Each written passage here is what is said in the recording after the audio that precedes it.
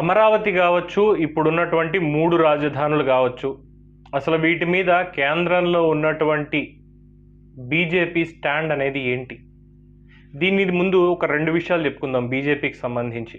అంటే మొన్న రీసెంట్గా జరిగినటువంటి విషయాలే. అంటే మనకి ఎప్పుడైతే ఈ 3 రాజధానుల అంశం బయటకు వచ్చిందో అప్పటి నుంచి కన్నా లక్ష్మీనారాయణ గారు బీజేపీ రాష్ట్ర అధ్యక్షుడిగా ఉన్నప్పుడు ఆయన చెప్పినటువంటిది ఏంటంటే, అమరావతి రైతులకి ఎటువంటి ఆపద వాటిల్లిన, అంటే భూమికి సంబంధించి, రాజధానికి సంబంధించి ఎటువంటి కష్టం వాళ్ళకు వచ్చినా సరే బీజేపీ ఉపేక్షించదు.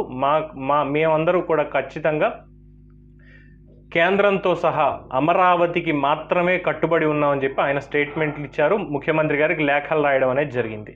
అది ఒక పాయింట్. రెండోది, మొన్నీ మధ్యనే మారినటువంటి అధ్యక్షుడు సోము వీర్రాజు గారు, ఆయన రాష్ట్ర ప్రభుత్వం ఏ నిర్ణయం తీసుకున్నా కేంద్రం సమర్థిస్తుంది, అది రాష్ట్రంలో ఉండవలసినటువంటి అంశం అంతే. మీరు ఒక రాజధాని పెట్టుకున్నా, 3 రాజధానులు పెట్టుకున్నా మీరేమీ కేంద్రాన్ని సంప్రదించి చేయట్లేదు, మీ ఓన్గా మీరు చేసుకుంటున్నారు. సో కేంద్రంలో ఉన్నటువంటి ప్రభుత్వం రాష్ట్రానికి దానికి సంబంధించిన గైడ్లైన్స్ ఇవ్వడము, హెల్ప్ చేయడం చేస్తుంది తప్పితే ఇంకేం ఉండదని ఒక స్టేట్మెంట్ ఇచ్చారు. అంటే నిర్ణయాలలో మేము వేలు పెట్టము అని చెప్పడంలో ఒక మాట చెప్పారు. తర్వాత మళ్ళీ వచ్చేసరికి ఏం చెప్పారు, మేము బీజేపీ అమరావతికి మాత్రమే కట్టుబడి ఉందని చెప్పి 2 నాలుకల విధంగా ఆయన మాట్లాడడం అనేది జరిగింది. దీనికి తోడు కేంద్రంలో ఉన్నటువంటి ఎంపీలుగా, అలాగే రాష్ట్ర ఎన్నికల పర్యవేక్షకుడిగా బీజేపీకి సంబంధించి, అంటే రాష్ట్ర ఇన్ఛార్జ్ కింద ఒకళ్ళుగా ఉన్నటువంటి రామ్ మాధవ్ కావచ్చు, జీవీఎల్ నరసింహారావు కావచ్చు, వీళ్ళందరూ కూడా అమరావతికి ఎగెనిస్ట్గా మాట్లాడిన వాళ్ళు కొందరు. అలాగే సుజనా చౌదరి గారు బీజేపీలో జాయిన్ అయిన టీడీపీ నేత, ఆయన మాట్లాడింది అమరావతి ఇంచి కూడా కదలదు, నేను మోడీ గారితో మాట్లాడాను ఆయన. సో ఇంత జరిగిన తర్వాత అసలు బీజేపీకి సంబంధించి, కేంద్రానికి సంబంధించి ఈ రాజధాని అనేది అసలు కేంద్ర పరిధిలో ఉండదా? ప్రభుత్వాలను మార్చడం అనేది ఉండదా? ఏ విధంగా అసలు దీన్ని తీసుకోవచ్చు? అయితే దీనికి సంబంధించి మనకు ఉన్నటువంటి సమాచారం, డాక్యుమెంటేషన్ బైక్ తీసుకుంటే కనుక ఇప్పటి వరకు కూడా స్వతంత్ర భారతదేశ చరిత్రలో కేంద్రం అనేక రాష్ట్రాలను ఏర్పాటు చేసింది. మొన్న కూడా జమ్మూ కాశ్మీర్ని విడగొట్టడం జరిగింది. అయితే రాజధానిలో మాకు సంబంధం లేదు, అక్కడి ప్రభుత్వమే ఏర్పాటు చేసుకుంటుందని వీళ్ళు చెప్తున్నటువంటి స్టేట్మెంట్. బిల్లులో కూడా చెప్పలేదు, అది వాళ్ళు అక్కడ పెట్టిన బిల్లులో కూడా చెప్పలేదు. బీజేపీ హయాంలో ఏర్పడిన అనేకమైనటువంటి రాష్ట్రాలు ఏవైతే ఉన్నాయో వాటి విషయాల్లో కూడా ఆయా రాష్ట్రాలకి నిర్ణయం ఇవ్వకుండా కొత్త రాష్ట్రాలకు సంబంధించి రాజధాని ఎంపికకి కేంద్ర ప్రమేయం మాత్రమే ఉంది అనడానికి అనేకమైన ఉదాహరణలు ఎన్నో మనకు ఉన్నాయి. దీనికి సంబంధించి మన ఏపీదే తీసుకుందామండి, పక్క రాష్ట్రాలు ఇవన్నీ మనకెందుకు? కేంద్రానికి సంబంధం లేకపోతే, అంటే కొన్ని క్వశ్చన్స్ రేజ్ అవుతున్నాయి ప్రజల నుంచి, కొన్ని కామెంట్లో చూడడం జరిగిందంటే వీటికి సమాధానం కేంద్రం చెప్తుందని. ఆ ప్రశ్నలు మాత్రమే నేను ఇక్కడ మీకు ఉటంకిస్తున్నాను. ముఖ్యంగా కేంద్రానికి సంబంధం లేకపోతే అసలు రాష్ట్రానికి సంబంధించి రాజధానికి సంబంధించి శివరామన్ కృష్ణన్ కమిటీని ఎందుకు వేసింది? మన రాజధాని విభజించారు కాంగ్రెస్ వాళ్ళు, సరే ఎన్నికలు అయిపోయాయి, ఇటు 2 ప్రభుత్వాలు ఏర్పడ్డాయి, రాజధాని మనం పెట్టుకోవాలి అన్నప్పుడు మనకి శివరామకృష్ణన్ కమిటీని అధికారికంగా ఏర్పాటు చేసింది కేంద్ర ప్రభుత్వం. మళ్ళీ ఒకసారి చెప్తున్నాను, కేంద్ర ప్రభుత్వమే శివరామకృష్ణన్ కమిటీని ఏర్పాటు చేసింది, రాష్ట్ర ప్రభుత్వం కాదు. వాళ్ళు ఇచ్చినటువంటి రిపోర్టు, ఆ కమిటీ ఇచ్చినటువంటి రిపోర్టు ఏదైతే ఉందో దానికి సంబంధించి మాత్రమే ప్రజలు కోరుతున్నట్టుగా అత్యధికంగా రాష్ట్ర వ్యాప్తంగా వాళ్ళు చేసిన సర్వే ప్రకారం అమరావతిని ప్రజలు కోరుకుంటున్నారు కాబట్టి అమరావతిని నిర్ణయించామని శివరామకృష్ణన్ కమిటీ కేంద్ర ప్రభుత్వంతో చెప్పింది. అది ఏపీ సర్కార్తో చెప్పింది ఎవరు? కేంద్ర ప్రభుత్వం. కేంద్రం దాన్ని అంగీకరించి నోటిఫై చేసి గెజిట్లో కూడా పెట్టడం జరిగింది. సో రాష్ట్ర ప్రభుత్వానికి రాజధానికి సంబంధించిన ముందు జరగాల్సిన కార్యక్రమం చేసింది కేంద్ర ప్రభుత్వమే. ఇప్పుడు బీజేపీ నేతలు మాట్లాడిన మాటలన్నీ కూడా అబద్ధాలని తేలిపోయింది. రెండోది, కేంద్రం నిధులు ఇస్తోంది అంటే ఆమోదం కావాలనే కదా అర్థం, అవునా కాదా? ఇప్పుడు ఊరికే కేంద్రం నిధులైతే ఇవ్వదు కదా, అమరావతి రాజధాని కట్టుకోండి, ఇంకోటి కట్టుకోండి, ఇంకో చోట పెట్టండి అని. అమరావతికి సంబంధించి సాయం చెయ్యాలి అని చెప్పి విభజన చట్టంలోనే ఉంది. అంటే అప్పుడు అమరావతి కాదు, రాష్ట్రానికి సంబంధించి కేంద్ర ప్రభుత్వమే సాయం చేయాలి, నూతన రాజధాని నిర్మాణం కూడా జరగాలి అన్నటువంటి విషయం Andhra Pradesh reorganisation act, bifurcation act ప్రకారం ఖచ్చితంగా మెన్షన్ చేసి ఉంచారు. అందులో కూడా రాజధాని ప్రాంతాన్ని గుర్తించి మరి గుంటూరు పట్టణానికి సంబంధించి అండర్ గ్రౌండ్ డ్రైనేజీకి 1000 కోట్లు, అలాగే రాజధాని ప్రాంతానికి సంబంధించి ఇతరత్ర పనులు చేయడానికి 2500 కోట్లు ఇచ్చారు. అప్పుడు అవన్నీ ప్రభుత్వం గుర్తించింది, కేంద్ర ప్రభుత్వం గుర్తించి అమరావతికి ఇచ్చింది. సో కేంద్ర ప్రభుత్వానికి అమరావతితో సంబంధం ఉంది. బీజేపీ నేతలు ఇక్కడ కూడా అబద్ధం చెప్పారు. అలాగే ఇప్పుడు కూడా 3 రాజధానుల అంశానికి సంబంధించి 3ంటికి సాయం చేయమని చెప్తే ఇప్పుడు కేంద్రం ఒప్పుకుంటుందా? 3 చోట్ల నేను రాజధాని కడతాను, 3 రాజధానులకి మీరు సాయం చేయాలని, ఇది ఏ చట్టంలో ఉంది అని ప్రశ్నిస్తే కేంద్రం కనుక సమాధానం చెప్తుందా? ఇది ఇంకొకటి.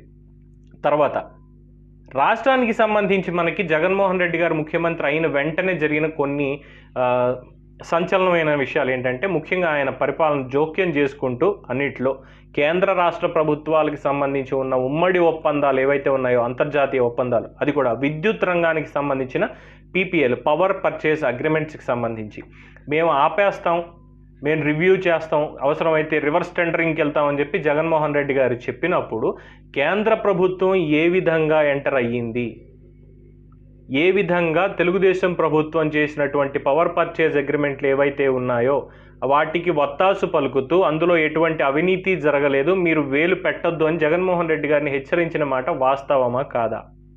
అలాగే పీయూష్ గోయల్ గారు ఒక వేదిక మీద మాట్లాడుతూ సౌత్లో ఉన్నటువంటి ఒక రాష్ట్రం పవర్ పర్చేజ్ అగ్రిమెంట్లలో వేలు పెట్టి మొత్తం అన్ని ఆపేస్తామని చెప్తే విదేశాల్లో ఉన్నటువంటి పెట్టుబడిదారులు ఎవరైతే ఉన్నారో భారతదేశంలో పెట్టిన వాళ్ళు, ముఖ్యంగా ఈ రెన్యూబుల్ రిసోర్సెస్ ఎనర్జీకి సంబంధించి పెట్టిన వాళ్ళు మమ్మల్ని ప్రశ్నిస్తున్నారు. ఇది అంతర్జాతీయ వేదికల మీద కూడా భారతదేశం పరువు పోయింది, వాళ్ళు చేసినటువంటి తెలివి తక్కువ పని వల్ల అని జగన్మోహన్ రెడ్డి గారిని అన్నది కేంద్ర ప్రభుత్వం కాదా?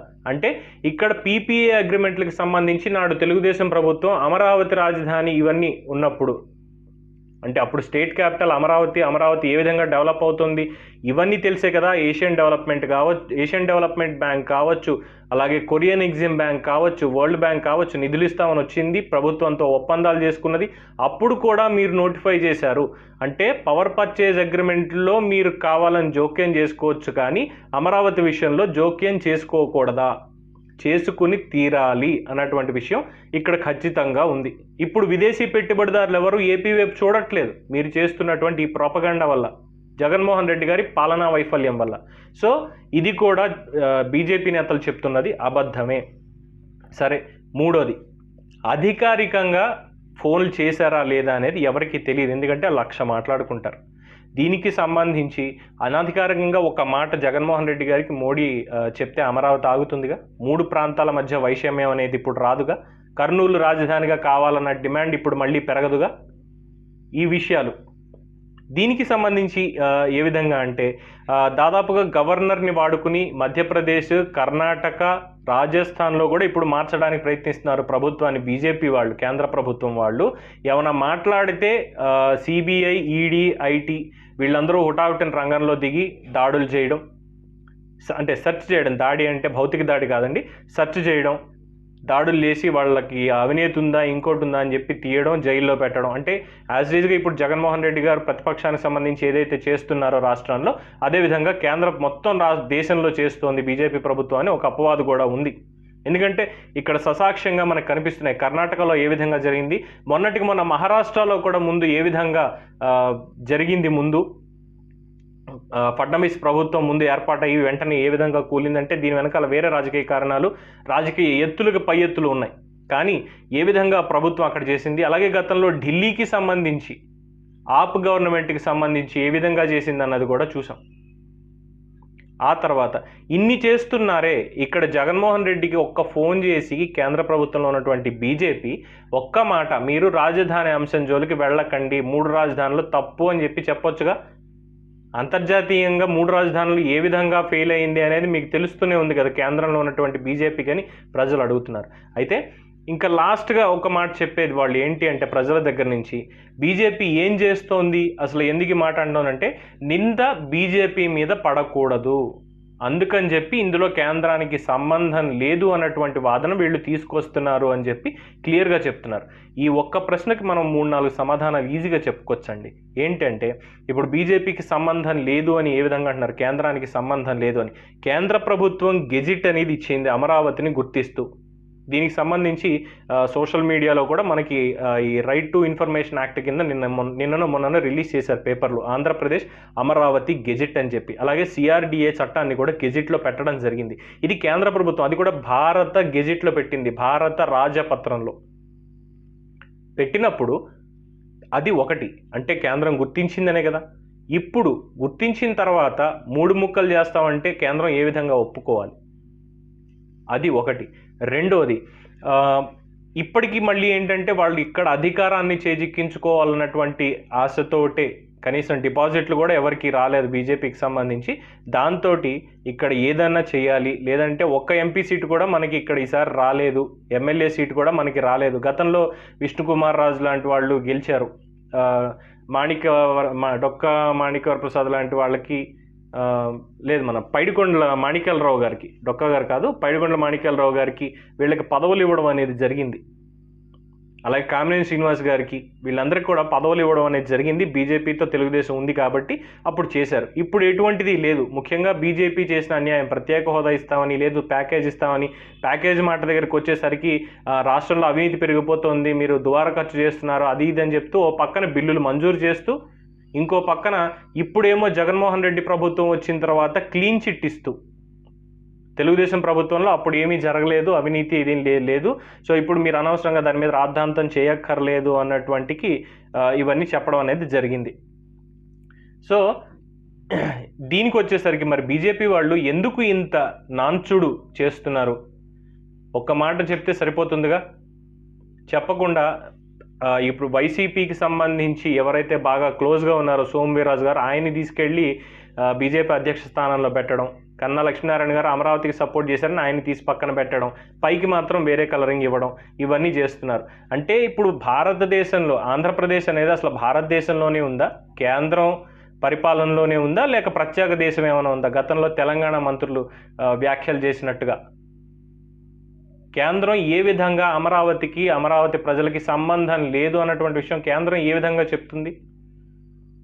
ఇవి ప్రజల నుంచి వస్తున్నటువంటి సందేహాలు. సో ఇంత అనాలిసిస్లో కూడా మనకి ముందుగా తెలిసేది ఏంటి అంటే, ఖచ్చితంగా దీని వెనకాల బీజేపీ మైండ్ గేమ్ అనేది ఉంది. వాళ్ళు అధికారంలోకి ఇక్కడ ఏ విధంగానైనా రావాలి, ఇక్కడ ఏ విధంగానైనా పాగా వెయ్యాలి అన్న ఉద్దేశంతో ఈ విధంగా చేస్తున్నారు తప్పితే అమరావతి మీద ప్రేమ ఉండో లేదా ఆంధ్ర మీద ప్రేమ ఉండో అయితే కాదు.